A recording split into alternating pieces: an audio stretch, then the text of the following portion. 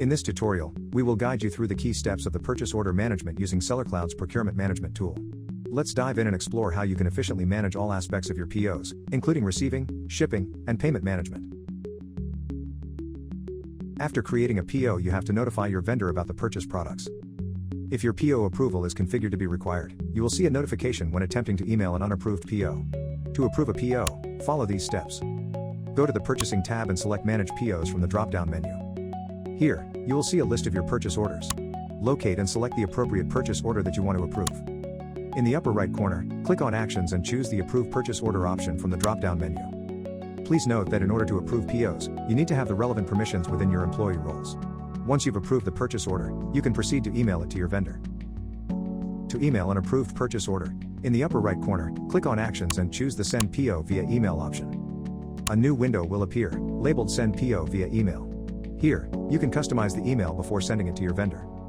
On the general panel, you will find fields to specify the vendor email, subject, sender name, and sender email. If you have pre-configured email templates, you can choose one from the drop-down menu. Alternatively, you can compose a message on your own. Once you have completed the email, click on the Send button to send the purchase order to your vendor. When the vendor provides updated shipping data, you need to make the relevant changes in Sellercloud. Here's what you need to do. In the upper right corner of your purchase order, click on Actions and choose the Update Shipping option. Additionally, you can update the PO shipping data by receiving shipping containers that include the purchased items from the requested purchase order. Now, let's move on to the next step in the purchase order workflow, which is receiving the purchased items. Click on Actions and choose either Receive Shipment to receive a part of the purchase order or Receive Whole PO to log the delivery of all purchased items. Next, we'll learn how to update the PO status. Open the purchase order that you want to update the status for. In the Statuses panel, you can modify the PO status according to your requirements. If you want to update the status in bulk, select multiple POs and choose the Change Status action from the Action menu. Let's discuss the payment status of a purchase order. You can pay for purchased products before or after shipping the items. To record an outgoing payment, select Make Payment from the PO's Actions menu. You can manually add a payment to a purchase order or apply your previous payments to the requested purchase order. Once you have made the payment, the vendor will send you an invoice.